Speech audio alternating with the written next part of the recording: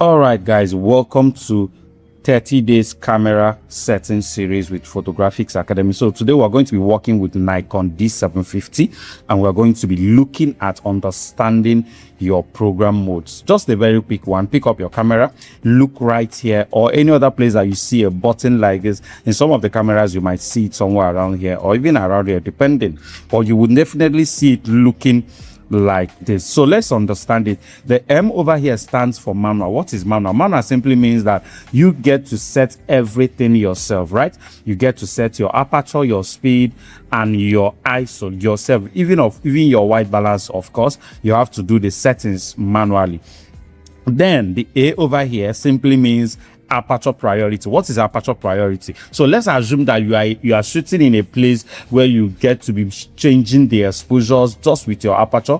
If you're a wedding shooter, you understand that most of the times the exposure you are going to be changing is your aperture. So what you simply means is that you tell your camera, okay, I want you to take care of my ISO and my speed by yourself, looking at the environment while I focus my attention on the aperture. That is the meaning of aperture priority. Then the second one we'll have over here, which is S, or the third one, as the case may be, is your speed priority. What does that mean? The same thing that we just explained in the aperture priority, just that now you prioritize your speed. So you tell your camera, take care of my aperture and take care of my ISO while I focus on my speed. The next one in that particular category is the P over here. And what does the P stands for? It simply stands for program. What does that mean? So remember that we said that this particular two over here, you give the camera access to take care of two of the settings for you while you focus on one. But this particular program over here simply means that you give the camera access to take care of one for you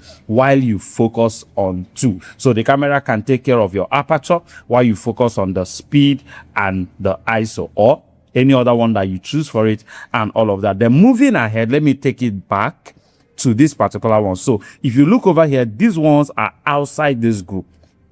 What does it simply mean? These are the ones that you can just use to beautify your scene or your shot and all of that. Then, of course, I will teach you or show you the ones that you can set as a preset or as a dialed-in setting in your camera. So the effect over here simply means if you want to create some effect in your image, you want to have some motion blur and all of that. Of course, you will see the dialed-in settings they already have there. You choose the effect you want to create. When you take your picture, the camera is going to analyze the picture and take that effect and create that effect for you using the image that you took. The U2 and the U1 over here. Now, remember, if you are using a lower DSLR that is lower than Nikon D750, you may not have these two. Okay, so this is here particularly because we are using Nikon D750. This simply means that, okay, so I am someone that shoots wedding, I am someone that shoots studio portrait, and I'm someone that shoots a particular kind of photography, and I always want my settings to be the same thing every single time. So what it means that you can, in your U1, dial in your outdoor photography setting,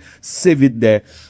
Then in your U2, dial in your studio photography section setting and save it there. So whenever you are in your outdoor settings, you just go to your U1 and the camera adjusts to the settings you use outdoor. And when you are in your studio indoor doing whatever you are doing, the camera, you set it to your U2 and the camera adjusts to that setting. So it's more like what we understand as presets if you are a photo retoucher. Then the scene, of course, is for the camera to look at the scene and determine exactly the best way to represent it for you. So more like the author, but it's not entirely author, because the scene has to do with the way the picture appears, the look, more like the aesthetic of the image, why the author takes care of all the exposure and all of that. Then finally is the flash mode over here. So this is you telling the camera, I want you to fire flash when I take pictures. So I don't want you to determine whether you want to fire or not. I want you to fire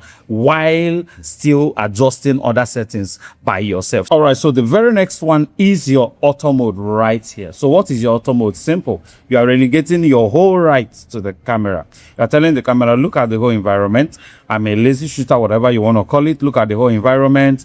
Determine what the aperture should be, what the speed should be, what the ISO should be and give me the best that you can produce using that particular setting. So the camera looks at your scene, determines your aperture for you, determines your speed, and determines your ISO. Some of the times also determines your white balance, depending on the setting you have in your white balance. So that's basically everything about your program mode in the camera. To set this particular program mode in your D750, all you have to do is to press down this button and rotate it. Okay, if you don't press the button, it's going to lock.